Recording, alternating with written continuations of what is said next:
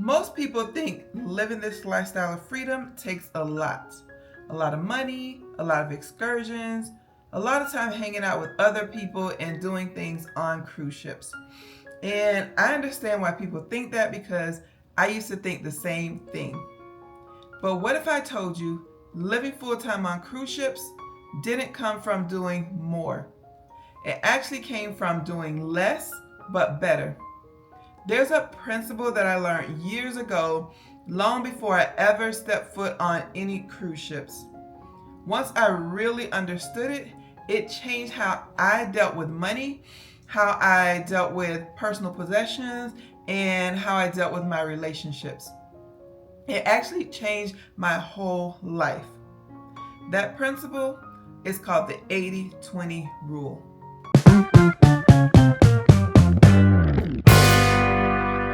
The Pareto principle, also known as the 80-20 rule, basically says this. It says that 80% of your results come from 20% of your effort. Not everything that you do matters equally. Some things are going to move the needle, others not so much. The 80-20 rule is not an exact science and the numbers aren't precise. There's going to be some exceptions to the rules, but basically, this is how it goes. 80% of the clothes that you wear on a regular basis are really only 20% of your entire wardrobe. 80% of the food that you eat on a regular basis are usually your top 20% favorites. 80% of your social media engagement happens with about 20% of your contacts. And about 80% of the YouTube videos that you watch come from about 20% of the channels that you're subscribed to. The 80-20 rule can and probably does apply to almost every area of our life. So, what does this mean? If only the top 20% make the most impact, what happens to the other 80%? Most things, they just take up your time.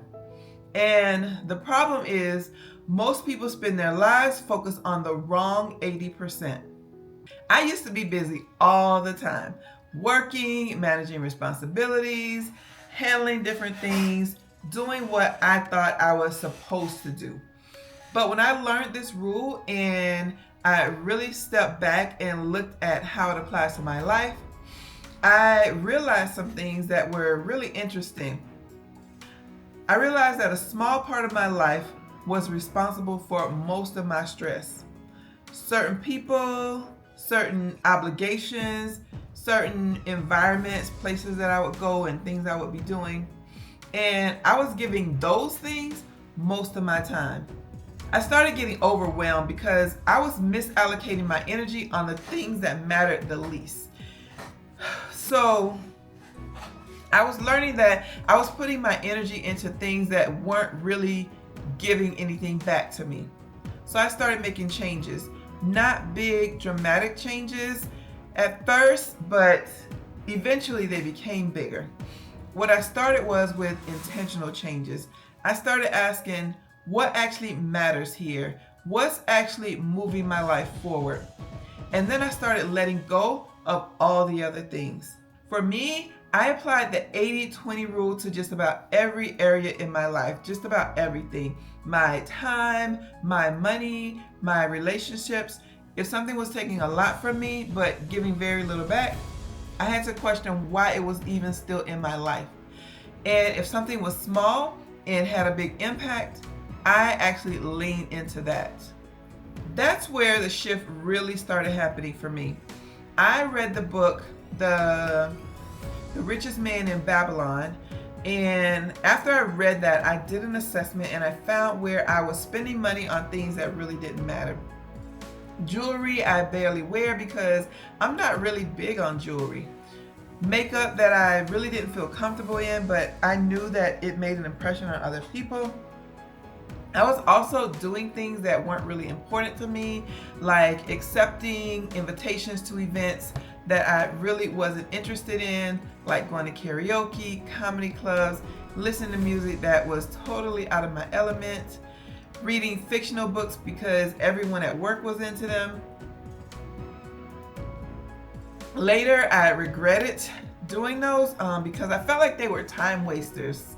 Things like 50 Shades of Grey. Once I learned the 80-20 rule, I started incremental changes that made big impacts in my life. I started reading books that I enjoyed, books that mattered. For example, I read the Coupon Mom's Guide to Cutting Your Grocery Bills in Half. I became an extreme couponer and I started putting the cash savings away and started paying for cruises for my family. I went through my closet and I put all my clothes in boxes. After a month, I noticed that about 80% of my clothes were still in the boxes because I enjoyed wearing only about 20%. And those items that I was wearing those multiple times during the month. The rest of those things were mostly things that I had purchased because some of them were on sale or they were some kind of trend, or I only wore it once for some event. I gave myself about 6 months, and anything I still didn't wear, I donated that to family, friends, charity, whatever. I did these types of assessments in just about every area of my life. And I started to realize that the things that sparked joy for me were my closest family and friends, a small portion of my possessions, a few shows that I watched, and some activities that I enjoyed over and over.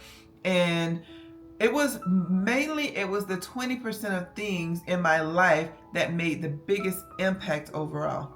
To this day, I still incorporate that into my current life, and it's made a huge difference in my freedom journey. This is my current life. No rushing to meet unwanted obligations, no chaos and regrets caused by spur-of-the-moment decisions, and no constant pressure of guilt for saying no. It's not because I suddenly have more time than everybody else. Absolutely not. It's because I stopped giving my time and attention to things that didn't deserve them.